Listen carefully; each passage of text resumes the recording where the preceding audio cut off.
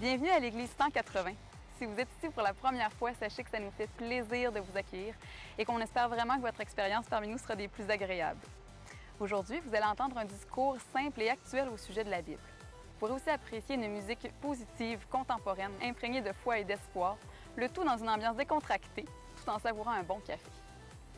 Les dimanches matins, nous offrons aussi un service à l'enfance afin que vos enfants aient du plaisir, soient en sécurité et que vous ayez l'esprit tranquille tout au long de l'événement. Pour ne rien manquer, suivez-nous sur notre page Facebook ou visitez notre site Web.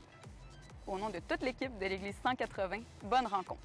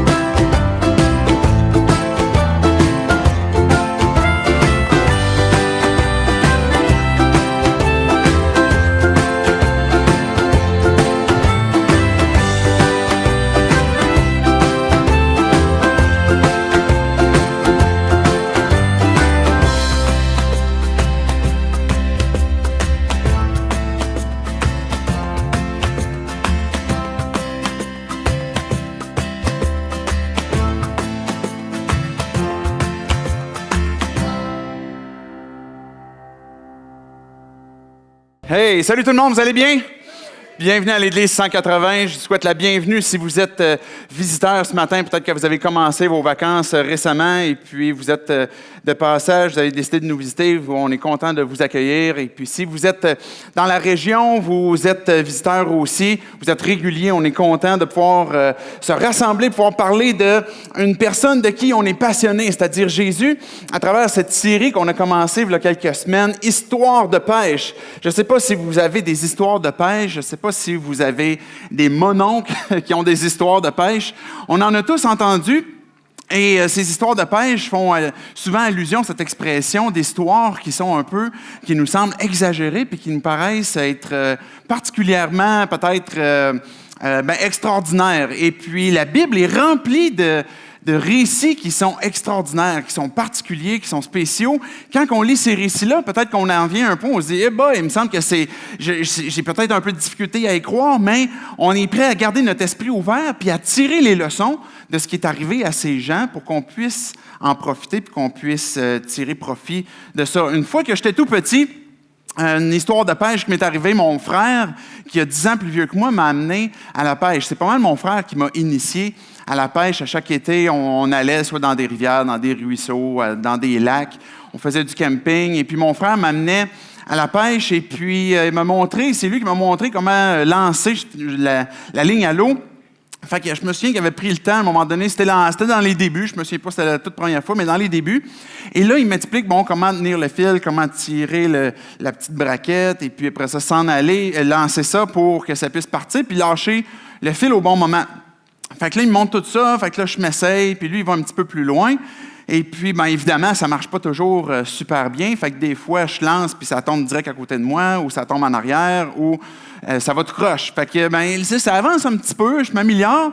Et puis, je vois mon frère qui est un peu plus loin, dans un endroit un petit peu plus restreint, que lui, ça va bien. Il me semble qu'il tire ça loin, il ramène du poisson une fois de temps en temps. Fait que je me suis dit, peut-être que dans son coin, ça mord un peu plus. Peut-être que c'est plus facile dans son coin. Donc, je m'en vais dans son secteur. Et puis, fait que là, il me fait place, mais l'endroit est un peu serré. Fait que je me place devant lui. Fait que je prends ma ligne, puis là, je lance, puis je reste pris. Mais là, je vous raconte comme une fraction de seconde en plusieurs secondes, que dans ma tête, ça me dit, je pense que je suis resté pris dans l'arbre derrière moi, fait que je vais donner un autre coup. Fait que là, je suis pris, fait que là, je m'enligne, puis là, je donne un autre coup, puis là, j'entends « Aïe, aïe! » C'est mon frère qui a l'hameçon pogné en arrière de la tête, comme ça, qui a piqué. Et puis moi, j'ai en plus donné un autre coup. Ça a été la plus grosse prise que j'ai jamais eue, qui est mon propre frère de plus de 5 pieds et quelques. Les hameçons sont quelque chose qui sont faits évidemment pour accrocher, qui sont là évidemment pour attirer le poisson, attiser son appétit. Et puis, dépendamment de la sorte du poisson, on choisit des leurres différents. Mais quand que le poisson mord sur le leurre, il est accroché, il est pris là. Et l'hameçon est un peu cette image que l'on a aussi dans nos propres vies, des fois de choses qui sont devant nous, qui nous sont proposées, qui nous sont offertes, et qui finalement, quand on mord à ces choses-là, rapidement on réalise qu'on est pris, qu'on est devenu un peu comme esclave de cette chose-là, qu'on est comme attaché.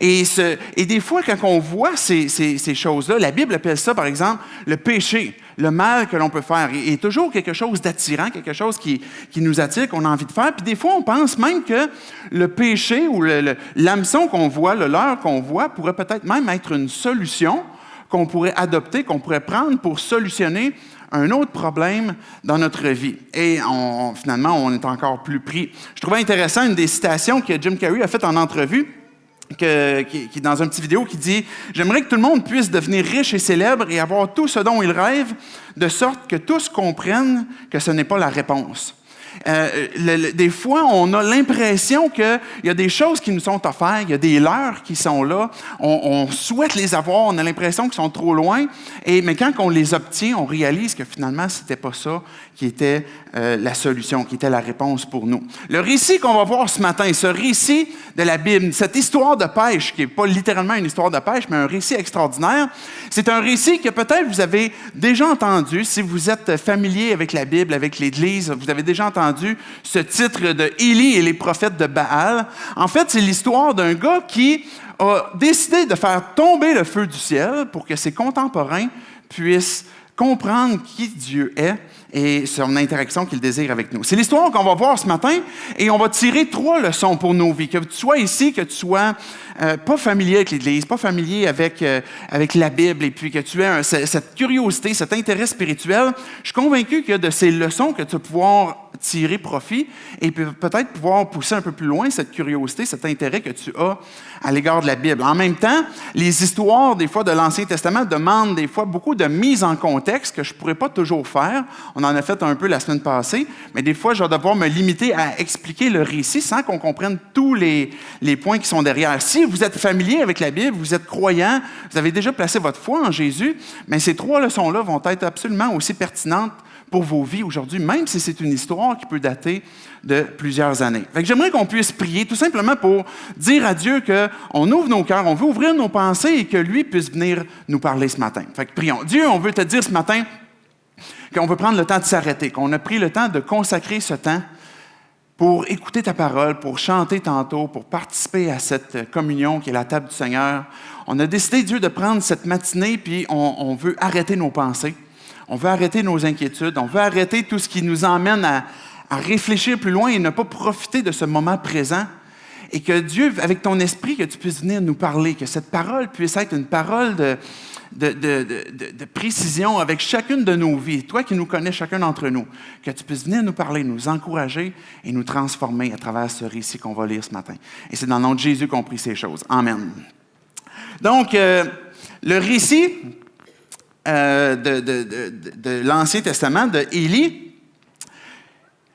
commence premièrement avec une première leçon qu'on va tirer du contexte. Donc, l'histoire que je vais conter plus en détail, on va tirer les 2 dernières leçons, mais la première leçon qu'on tire va découler un peu plus du contexte. C'était une fois un gars qui avait un nom qui n'était pas nécessairement très cool, qui s'appelait Akab. Akab est un roi en Israël. À l'époque, Israël, c'est le peuple de Dieu, mais qui a décidé, à un moment donné, de créer leur indépendance d'avec d'autres tribus du Sud, puis ont décidé de dire, nous, on déclare indépendance à Dieu, on déclare indépendance aux autres. On est des gens qui avons connu l'Éternel, on a connu que Dieu nous a fait sortir d'Égypte, on a entendu parler de l'histoire avec David et Goliath, on a entendu toutes sortes d'histoires, nous aussi, d'histoires incroyables, mais Israël, là où il est rendu, ce Israël qui est divisé maintenant, quand on parle du Nord, a un roi qui s'appelle Akab. Et Akab, c'est vraiment un mauvais gars. En fait, Akab, ce qui le tente beaucoup, ce qui l'intéresse beaucoup en tant que roi, c'est d'être populaire et puis de donner ce que son peuple désire, ce que son peuple veut, et puis aussi de les amener dans une direction. Et ce qui était extrêmement populaire à l'époque de Akab, c'était une idole qui s'appelait Baal. Baal est souvent employé au pluriel. Il y avait différentes formes de Baal,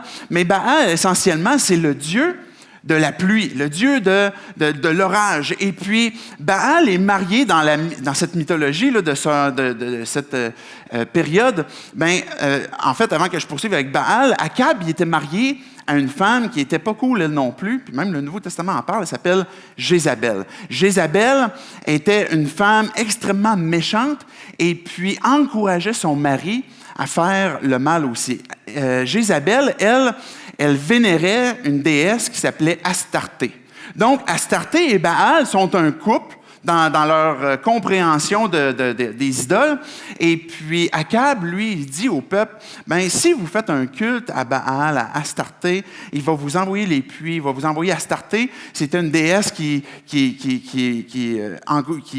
favorise la fertilité, tant humaine, végétale, que peu importe qu'est-ce que ce serait. Donc, c'est un couple qui est supposé que si on leur offre un sacrifice, si on leur offre un culte, ils vont être en notre faveur. Donc, Baal encourage le peuple à faire ça. Mais pour faire un culte à Baal, dans les grandes lignes, il y a ce qu'on appelle la prostitution sacrée. Donc, les gens pouvaient dire, et puis là, on parle de gens qui sont Hébreux, là, des Juifs, là, des gens qui ont connu l'Éternel, qui donnent leur propre enfant et puis qui deviennent des prostituées pour offrir un culte à Baal. Donc ça, c'était le moyen qu'on faisait pour adorer ces idoles-là. Et puis, ça peut même aller pire que ça.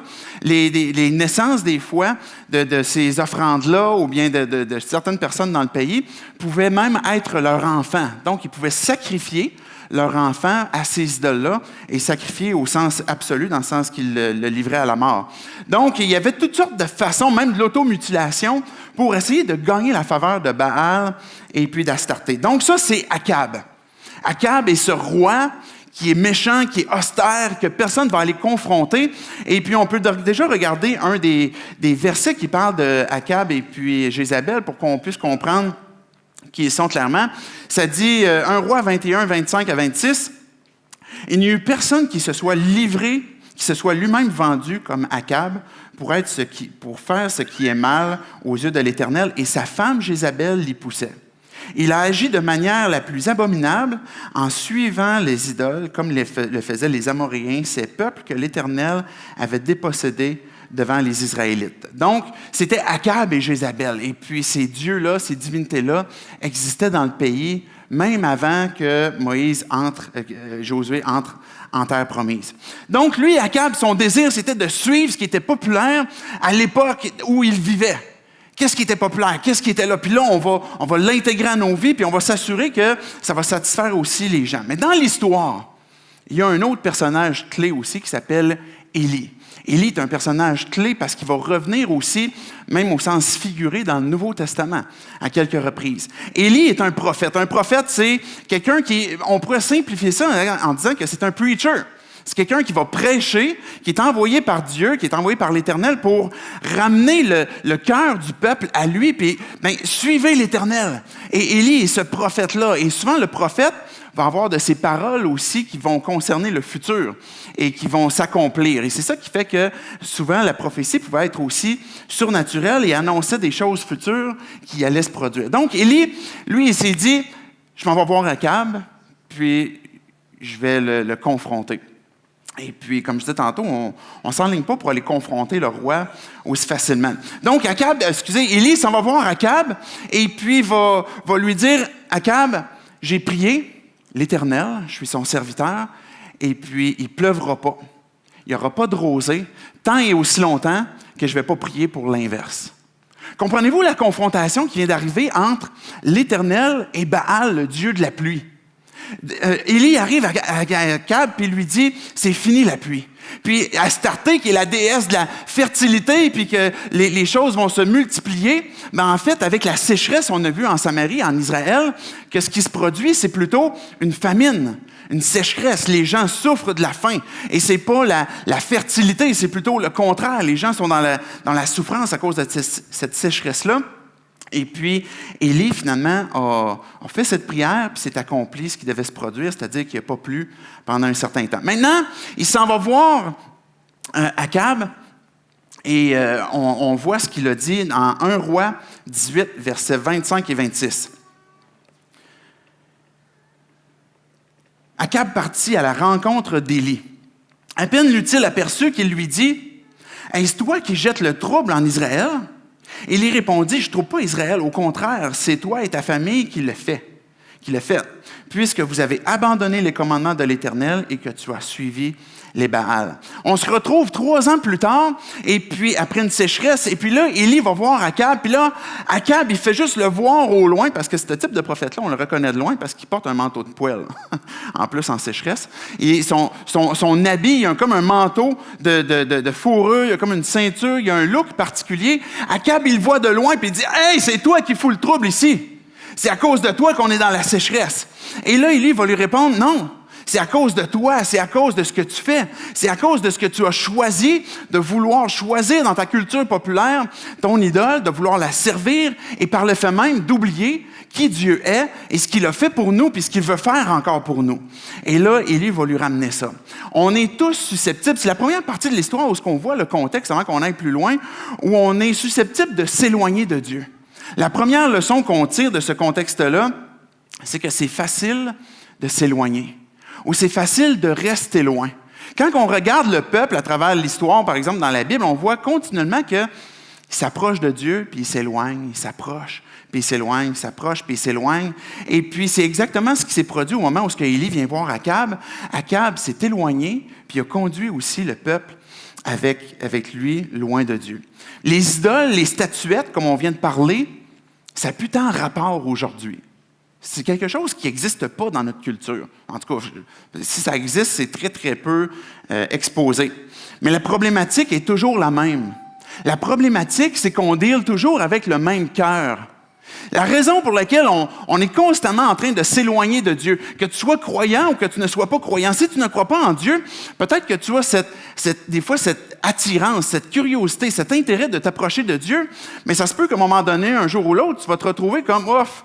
Tant pis, puis tu vas te reculer. Ou peut-être que tu es croyant et que tu as cette impression aussi que de t'avancer proche de Dieu, ou ce que là, tu es fervent, ou ce que ça va bien, puis à un moment donné, tu as l'impression d'être un peu plus loin de Dieu. C'est facile de glisser et c'est la leçon qu'on peut en tirer. Et la raison, souvent, je pense que la première des raisons, c'est à cause de l'orgueil. Ma propre femme, l'autre fois, je me souviens plus c'était quoi la circonstance, mais je me souviens que je devais dire quelques mots qui sont extrêmement difficiles pour les hommes, mais peut-être les femmes aussi, à dire, ma femme, elle m'avait dit quelque chose, je ne me souviens plus c'est quoi, puis elle avait dit, là, tu n'as pas le choix de me le dire, là, parce que je m'étais trompé. Et là, elle voulait que je lui dise, tu avais raison. Ces mots-là sont difficiles à dire, là. Ils sont difficiles à sortir de la bouche, là. Puis là, elle me faisait exprès pour me tourner un petit peu le couteau dans la plaie, pour que je lui dise, tu avais raison. Mais juste de dire ça à une personne avec qui tu aimes, que tu partages ta vie, puis que t'es bien, puis tout ça, puis lui dire, ouais, tu avais raison, on n'est pas capable, on a de la difficulté. Mais imaginez dire ça à Dieu. Qu'est-ce que ça va impliquer? Je parlais récemment avec un ami qui est ingénieur, et puis je lui posais la question, dans ton contexte, est-ce que c'est difficile de partager ta foi?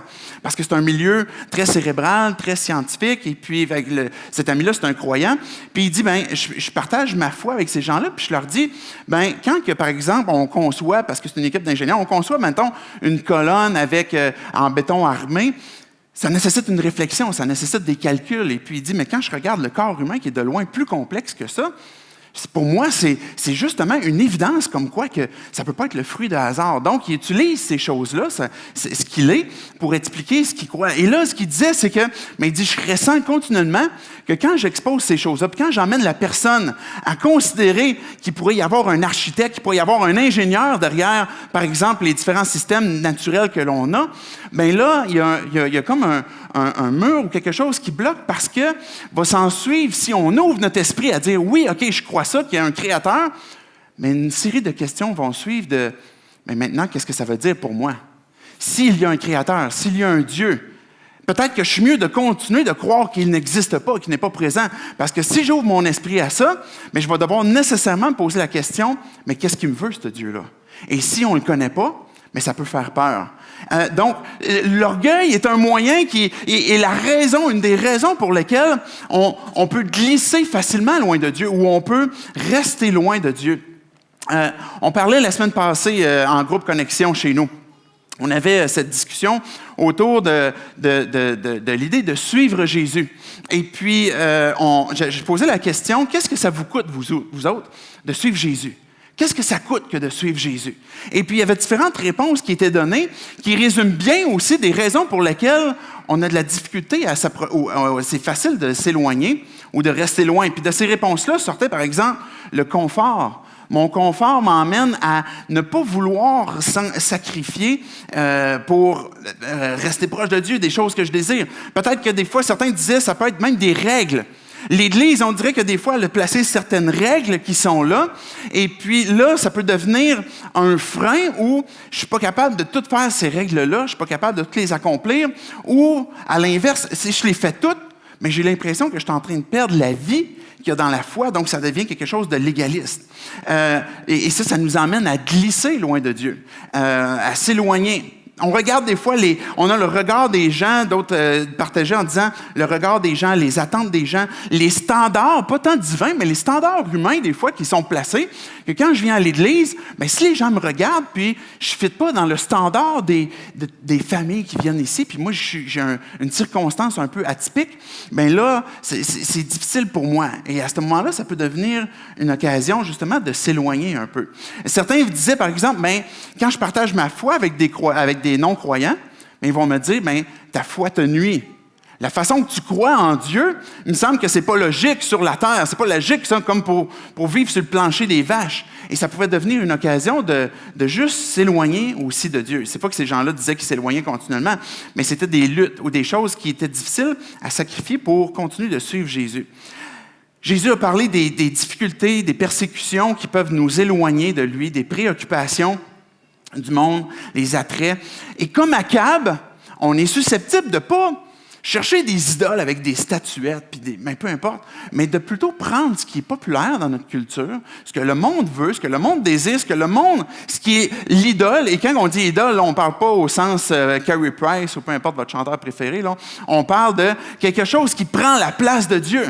Et ce qui est populaire à notre époque, ben, on va le saisir, on va le prendre, et puis là, on va tranquillement, pas vite, glisser ou s'éloigner ou rester loin de Dieu si on ne fait pas attention. La saison des feux de camp est commencée.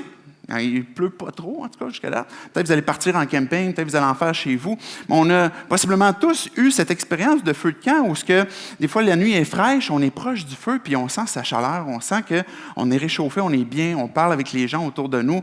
Des fois, le feu peut devenir un petit peu trop intense, fait que là, on se recule.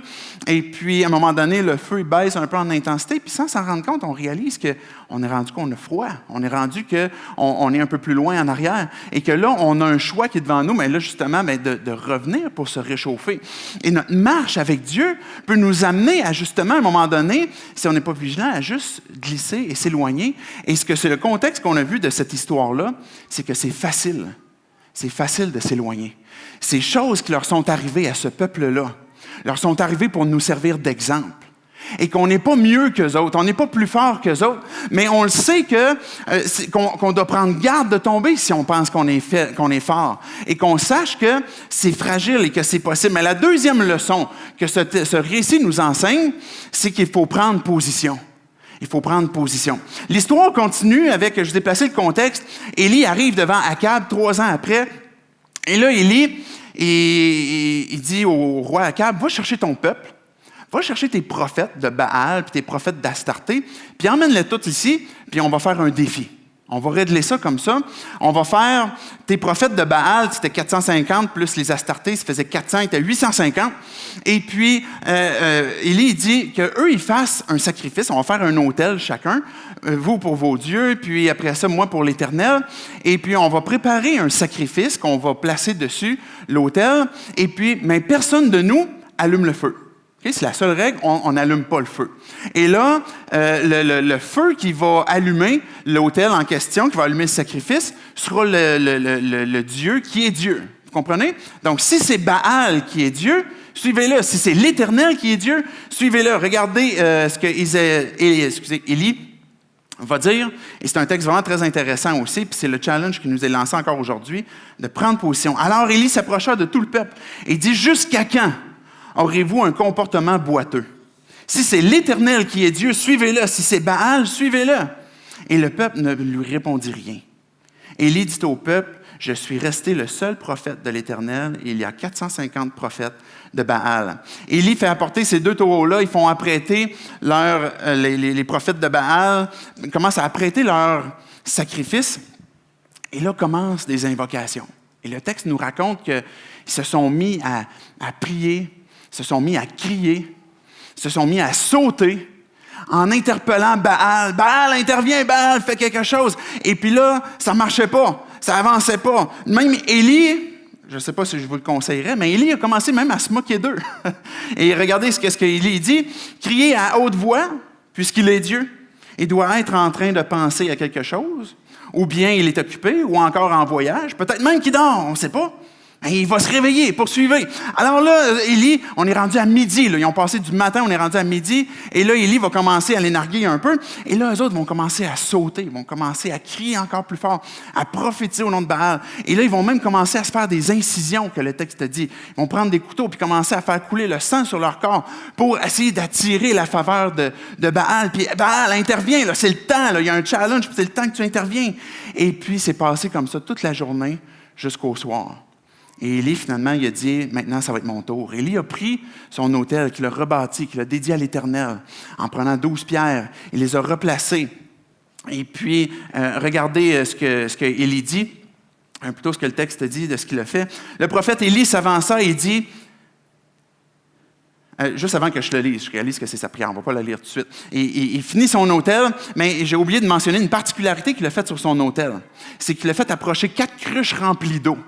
À 3 reprises, donc 12 cruches d'eau qu'il a versées sur son autel, sur le sacrifice, sur le bois. Et puis il y avait même un fossé tout autour de l'autel où l'eau s'était remplie. Et là, Élie fait sa prière. Une simple prière, pas toute une journée. Et c'est là qu'on peut remettre le texte. Élie s'avança, il dit, « Éternel, Dieu d'Abraham, d'Isaac et d'Israël, que l'on sache aujourd'hui que c'est toi qui es Dieu en Israël et que moi, je suis ton serviteur. Et j'ai fait tout cela sur ton ordre. Réponds-moi, Éternel, réponds-moi afin que ce peuple reconnaisse que c'est toi, Éternel, qui es Dieu et que c'est toi qui ramènes les cœurs vers toi. » Et à ce moment-là, je ne serai jamais capable de faire un effet suffisamment spectaculaire pour vous raconter ce qui s'est produit. Mais le feu a tombé du ciel, de façon à consumer le sacrifice qui était là, le bois qui était là. Même les pierres qui étaient là, ils ont brûlé. Puis toute l'eau qui avait inondé est partie en vapeur. Et après la simple prière de ce que Élie a fait, ce feu a tombé, puis a brûlé l'holocauste, le bois, les pierres, la terre, l'eau. Tout ça s'est évaporé. Et quelle a été la réaction du peuple? Imaginez, là, on n'a pas vu ça, mais les autres, il y avait les sourcils dans le milieu du front. Là. Et là, regardez la suite du texte. Quand ils virent cela, quand le peuple vit cela, on l'a-tu? Oui. Tous les membres du peuple tombèrent le visage contre terre et dirent, « C'est l'Éternel qui est Dieu. C'est l'Éternel qui est Dieu. » Ils ont vu que Dieu avait répondu à cette prière d'Élie à la fin de la journée. Et chacun d'entre nous, si maintenant on tire les applications pour nous, chacun d'entre nous, on est exposé à faire des choix. On est exposé à faire des choix. Je me souviens quand j'étais tout petit puis je m'en allais à la pêche, c'était pas compliqué. Là. J'avais un hameçon, une petite bouée, puis en route, je me ramassais un verre. C'était pas compliqué, là. C'était mon option. Puis là, je m'en allais, puis là, j'attendais que la bouée rentre, là, je tirais, puis un petit crêpe à soleil, puis on le mangeait, puis on le repitchait à l'eau. Mais à un moment donné, à force que tu aimes la pêche, mais là, tu achètes toutes sortes de trucs, puis là, ton coffre à pêche, il grossit, puis à un moment donné, tu es rendu avec tellement d'options que tu ne sais plus quoi utiliser. Tu regrettes quasiment l'époque où tu avais juste un hameçon puis un verre. Les choix multiples que l'on a nous emmènent évidemment à devoir prendre position. Et puis quand on parle, par exemple, de choix vestimentaires, de choix d'une école, de choix d'université, de programme, de cours, le choix d'un travail, le choix d'un conjoint, il me semble que plus on avance dans la vie, plus on est exposé à faire un choix et prendre position et d'assumer ce choix-là, cette décision-là que l'on a. Il y a un homme qui s'appelle Barry Schwartz, qui est un philosophe. Barry Schwartz a écrit un livre, The Paradox of Choice. Et puis, ce qu'il a écrit sur les choix, il explique pourquoi nous avons du mal à nous engager, pourquoi nous aimons garder nos options ouvertes. Il dit qu'en tant que culture, nous exigeons avoir le choix. Nous demandons à avoir des options. Nous imaginons que plus d'options signifie plus de liberté. Et la plupart pensent que la liberté illimitée doit être une bonne option. Ce qu'il est en train de dire, c'est que dans notre société, là, si toutes les options sont ouvertes, on est libre. Et puis, il est en train de confronter cette idée que notre société est en train de réfléchir à l'envers. Il va même poursuivre en disant « L'ironie, écrit Schwartz, est que la possibilité de choix illimité ne nous rend pas réellement heureux. Le nombre de choix qui nous sont offerts devient écrasant, ce qui rend la joie plus difficile à obtenir et l'engagement difficile à prendre. Même si nous nous engageons, notre culture nous fait sentir insatisfaits du choix que nous avons fait. » On arrive à un moment donné où on est poussé devant une action de prendre position, de prendre un engagement. Et on résiste à ça parce que notre culture populaire croit que si tu ne gardes pas toutes les options ouvertes, tu ne seras pas complètement libre. On a besoin de prendre position. Et prendre position, si je prends position pour Dieu, si je décide de placer ma foi en lui ce matin, si tu as déjà placé ta foi en lui, ça implique qu'il va y avoir un impact dans ta vie. Ça va impliquer des changements dans ta vie. Si tu prends position puis tu dis « Je m'engage à suivre Jésus, je m'engage à vivre pour lui », ça va avoir un impact sur tes choix de vie, ta façon de parler, de manger, de regarder, de donner, d'écouter. Hier, je m'en allais, par exemple, faire un petit jogging à l'extérieur. Puis là, j'étais pressé un peu. Je voulais juste faire comme un court-circuit, puis je voulais que ça soit rapide. Puis à un moment donné, je suis arrêté sur un coin pour replacer ma montre. Puis là, je m'apprête à repartir. Et puis là, il y a quelqu'un qui m'interrompt. Un passant sur le trottoir, puis il commence à me parler. Et moi, j'avais pas envie de parler. J'avais un autre projet, là. J'avais un autre projet que de commencer à parler. Puis là, il voulait parler de mon tatou. Puis là, c'est pas vraiment important. Mais j'ai pris le temps quand même d'arrêter. Et puis, il était avec sa petite fille. Puis il a commencé à me parler que sa petite fille, elle a à peu près 2 ans, mais il a déjà eu un enfant avant elle. Puis elle est morte. Puis il a commencé à me parler de ça. Mais j'ai été content quand même d'arrêter. Parce qu'une des choses que Dieu essaye de m'enseigner, puis j'ai à quoi de dur avec ça, c'est d'aimer mon prochain. C'est d'aimer Dieu puis d'aimer mon prochain. Et puis ça se peut qu'à un moment donné, que l'expression que d'aimer mon prochain, la façon que ça a impacté ma vie quand j'ai décidé de suivre Jésus, c'est que je vais aimer mon prochain parce que c'est l'attente la plus élevée que Dieu a après que de l'aimer lui. Et puis là, je vais arrêter pour prendre le temps de constater son existence, pour le regarder, pour l'aimer, pour l'écouter. Et puis, et là, c'est pour ça qu'on a toute la coin dure sur ça, on a toute la misère. Mais quand on prend position pour Dieu, ça a un impact sur notre façon d'écouter, de regarder, un impact sur nos luttes. Parce qu'on a toutes des petits Baals, on a toutes des idoles dans le fond de nos cœurs qui viennent nous faire la vie dure. On a tous de ces idoles qu'on recherche comme l'approbation, la fierté, un statut, une voiture, des biens quelconques, mon conjoint, mes enfants, le sport, mon corps, la musique, le party, le sexe, la nourriture. Tout ça peut devenir des choses qui prennent la place centrale de ma vie ou en alternance des fois et que finalement Dieu, et comme je disais tantôt, c'est facile de glisser puis de s'éloigner et que Dieu n'est plus ce maître, ce Seigneur qu'on appelle. Des fois, dans notre jargon, on oublie qu'est-ce que ça veut dire, mais c'est celui qui a la place centrale, celui qui est mon maître. Et là, ça va avoir un impact sur ma vie si je décide de prendre position pour Dieu, de dire, Dieu, j'ai décidé que mes luttes que j'ai dans mes pensées, puis que j'ai dans mon cœur, puis les choses que j'ai décidé de ne pas regarder, les choses que j'ai décidé d'écouter, les choses que j'ai décidé de faire ou de ne pas faire, je les fais à cause de toi, à cause que c'est toi qui es mon Dieu, à cause que c'est toi que je suis. Et ça va finalement, plutôt que de servir mon Dieu, mon Baal, mais je vais plutôt le repousser. On est sujet au même cœur que les gars au temps d'Élie puis de Akab. Ça va avoir un impact aussi sur le fait d'assumer qu'on est en infériorité numérique. Si tu décides de placer ta foi en Jésus, tu vas appartenir à un camp qui est en infériorité numérique. Élie a dit, quand il est arrivé devant Akab et devant tout le peuple, ils sont 850, puis je suis le seul qui est resté là.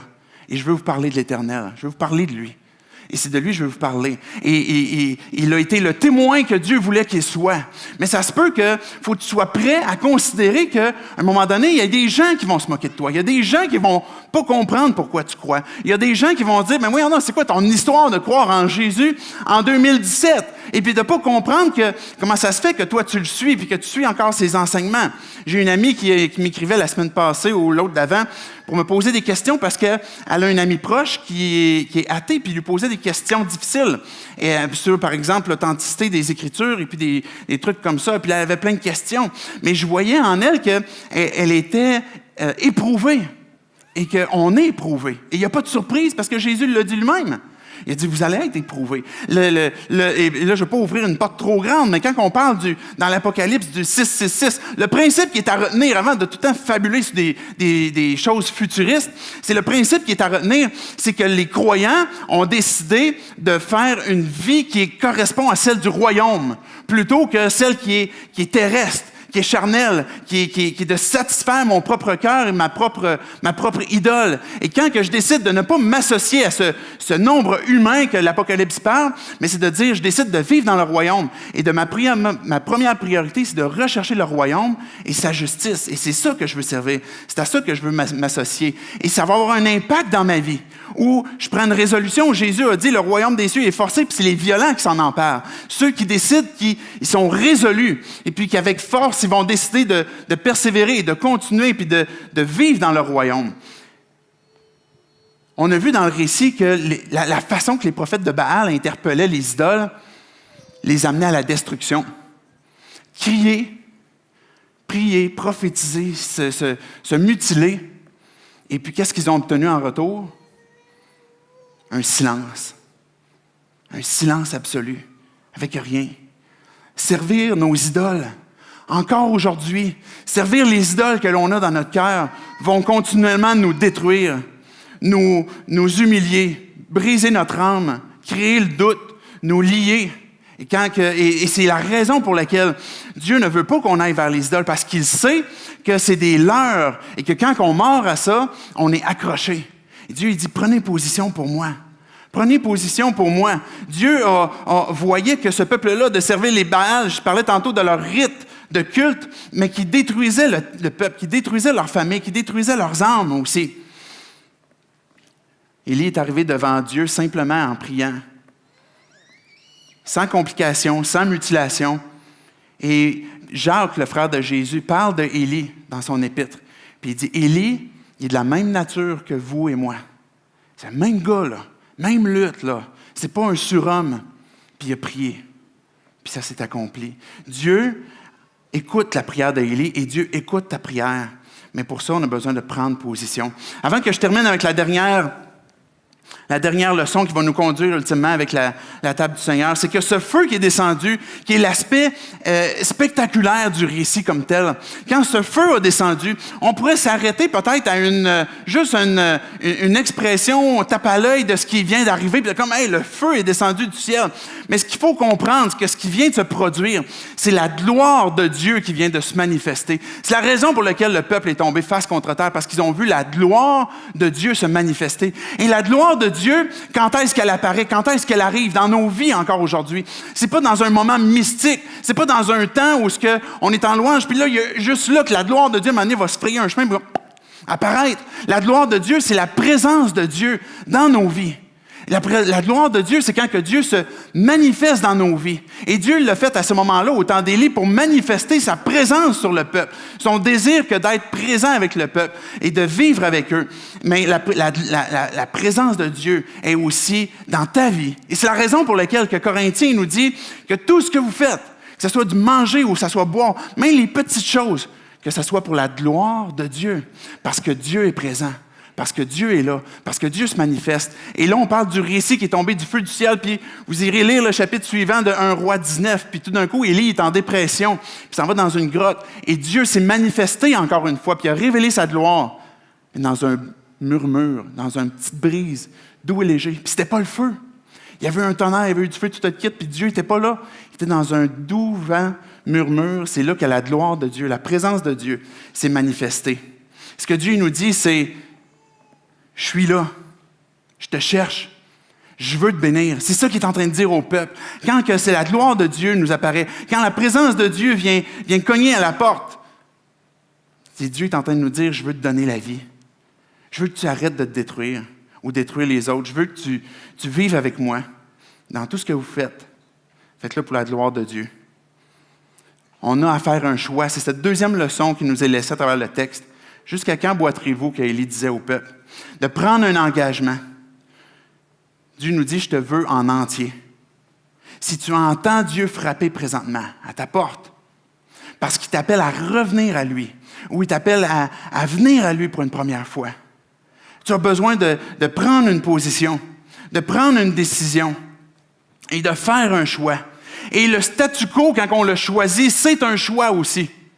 De dire, je reste sur ce que j'ai toujours cru ou j'ose pas aller plus loin, mais on est en train de faire un choix aussi. Et si tu décides de faire un choix ce matin, et c'est à ça que la table du Seigneur va nous conduire, c'est de dire à Dieu, voici le choix que Dieu j'ai fait, voici le choix que je renouvelle. Dieu a donné le baptême comme moyen pour qu'on puisse s'identifier à lui. Dieu a donné la profession de foi comme moyen pour qu'on puisse déclarer nos choix qu'on a fait avec lui. Dieu a donné l'obéissance comme moyen pour qu'on puisse le suivre. La repentance est le moyen que Dieu a donné pour revenir à lui. La table du Seigneur est le moyen que Dieu donne aussi pour qu'on puisse prendre position ou reprendre position par lui. Quand que vous allez prendre la table tantôt, vous allez prendre le temps de réfléchir pour vos propres cœurs, vos propres vies. Dieu, où j'en suis avec toi? Qu'est-ce que tu t'attends de moi? Dans quelles circonstances de ta vie? Comment Dieu manifeste sa présence dans ta vie? Est-ce que tu as la foi qu'il intervient et que Dieu veut que tu prennes position? Et comment la gloire se manifeste? Comment sa présence se manifeste? D'abandonner les idoles mortes pour servir le Dieu vivant. Et la troisième leçon qu'on a à tirer, c'est d'aimer Dieu de tout notre être. C'est le focus qu'on a besoin de prendre. Quand que Dieu nous interpelle à prendre position, ce matin, peut-être que tu veux prendre position ou reprendre position. Mais pour que ça puisse durer jusqu'à jeudi, on a besoin que d'avoir le bon gaz pour qu'on puisse ne pas reglisser, parce qu'on disait tantôt, c'est facile que de s'éloigner. Et pour éviter continuellement ce pattern qui va se produire, qui va se reproduire aussi, mais pour l'éviter du mieux que l'on peut, c'est de focusser sur la première des choses que Dieu a dit, « Aime-moi ». Aime-moi. C'est le gaz qui va t'aider à consolider cette décision que tu as prise, que tu vas prendre, de dire, Dieu, c'est toi que je vais servir. Je vais inviter les musiciens à s'avancer. Élie a pris 12 pierres pour faire son autel, pour rappeler au peuple. Vous souvenez-vous que Dieu a fait une alliance avec vous, qui vous a aimé, puis qui a dit, c'est avec vous que je veux être. Je veux vivre une relation interpersonnelle.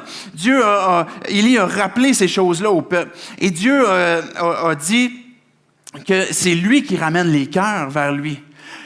Il y a une petite subtilité qui nous est laissée dans le texte et que j'ai fait exprès de ne pas la mentionner jusqu'à date. Si vous lisez ce texte-là de 1 Roi 18, à 2 reprises, ça dit qu'au moment où Élie a fait son sacrifice, c'était à l'heure de l'offrande du soir. À l'heure de l'offrande du soir, quand que Élie a fait son sacrifice. Dans l'histoire d'Israël, il y avait une offrande faite le matin et une offrande faite le soir. Et quand que Dieu avait dit à Moïse, vous ferez ça, c'est parce que je vais aller vous rencontrer. Vous allez le faire devant la tente de la rencontre. Je vais venir vous rencontrer et je vais venir vous parler. On va être ensemble, puis on va parler. On va échanger. C'était ça le désir de Dieu. Au moment où Élie a fait son sacrifice, c'était l'offrande du soir. Parce que Dieu a voulu rappeler au peuple, je veux te rencontrer. Je suis celui qui veut gagner ton cœur. Si je suis en train de vouloir servir une idole, que je suis en train de vouloir crier, de vouloir prier, de vouloir sacrifier, de vouloir me mutiler pour essayer de gagner la faveur d'une idole, d'un Dieu quelconque, ce que Dieu il dit, c'est moi qui t'ai sacrifié mon fils. Sacrifie-moi pas le tien. C'est moi qui t'ai donné mon fils parce que je t'ai aimé le premier. Tu n'as pas besoin de te mutiler pour gagner ma faveur. Parce que Jésus est venu sur terre, il a marché sur terre. C'est lui qui a été battu de verge. C'est lui qui a été fouetté. C'est lui qui a été mutilé pour nous, pour nos guérissures, pour nos péchés, pour nous donner la vie. Jésus a donné sa vie pour avoir la nôtre, pour qu'on puisse la vivre. Ce feu du ciel est une forme que Dieu est en train d'attester pour dire « Je suis là, je veux te rencontrer et je suis présent. » Et Jésus qui lui a été sacrifié pour toi, qui lui a été donné pour toi, pour prendre tes péchés, pour que tu puisses te repentir, que tu puisses te dire « Dieu, tu m'as aimé le premier, c'est la raison pour laquelle je vais t'aimer toute ma vie. » Pas pour me chercher à gagner ta faveur, mais parce que plutôt, c'est toi, Dieu, qui as cherché à gagner mon cœur. Et c'est toi que je veux servir. Et de la même façon, Dieu n'a pas fait tomber le feu du ciel, mais par son esprit, il a ressuscité Jésus, qui est la preuve qu'il t'a laissé, qui m'a laissé, qui nous donne la vie, qui veut être présent, qui veut nous répéter ce récit d'amour, cette nouvelle alliance qui est en Jésus-Christ. Cette nouvelle alliance qui n'a rien à voir avec les sacrifices de l'Ancien Testament, mais qui a tout à voir avec un seul sacrifice, efficace pour tous les péchés que tu as faits, tous les péchés que tu vas faire, efficace pour tout le monde qui décide de se repentir, de placer leur foi. Et que si tu l'as déjà fait et que tu réalises ce matin que tu t'es éloigné, Dieu t'appelle encore aujourd'hui, comme il l'a fait avec son peuple qui était éloigné. Je veux te gagner. J'aimerais qu'on puisse tout simplement baisser nos têtes, fermer nos yeux, préparer nos cœurs pour ce temps de communion qu'on va avoir avec Dieu. En baissant nos têtes et fermant nos yeux, c'est tout simplement pour pouvoir passer un temps avec Dieu dans notre propre cœur, dans nos pensées. On a vu que la première leçon, c'était facile de s'éloigner. Où tu en es un matin par rapport à Dieu? Est-ce que tu peux cibler quelque chose dans ta vie qui te garde loin ou qui t'éloigne?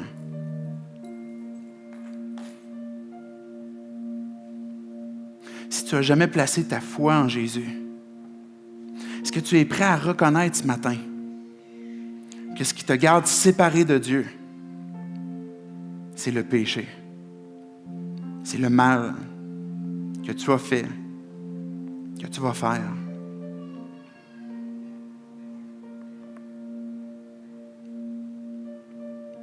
Dieu nous appelle à prendre position. Est-ce que tu sens ce matin que Dieu te pousse à prendre position pour lui?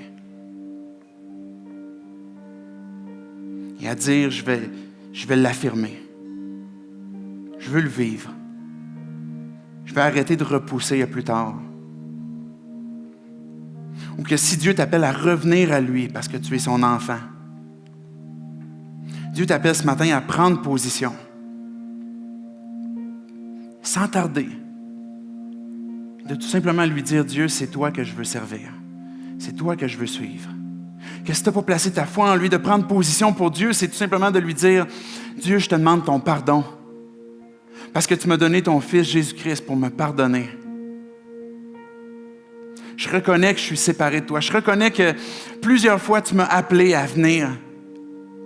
Et Dieu, ce matin, dans mon cœur, par mes pensées, je veux te dire tout simplement que je veux abandonner cette vie sans toi.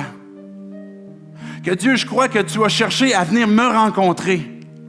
Que je n'ai pas moi à gagner ta faveur, mais que c'est justement à cause de ton intervention gratuite, ta grâce que tu me donnes. Et Dieu, je place ma foi en toi.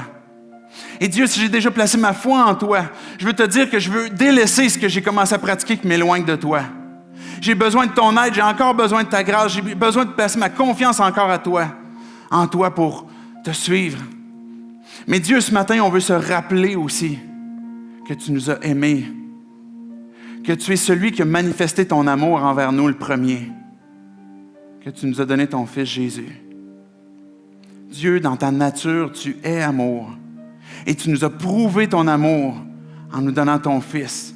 Au moment même où on pouvait être les pires de notre vie, les plus loin de toi, tu es mort pour nous. Et Dieu, on peut se considérer comme bien-aimés. Viens continuellement transformer nos vies. Dieu, on veut te rendre cet amour. C'est la plus grande attente que tu nous as donnée. C'est cette plus grande révélation que tu nous fais à travers ce récit. Que tu veux gagner nos cœurs, que tu veux être en relation, venir nous rencontrer. Et Dieu, on a besoin de ton aide pour t'aimer comme tu nous aimes, par ta grâce. Et sois glorifié ce matin dans nos vies, par nos vies. Dans le nom de Jésus compris. Amen.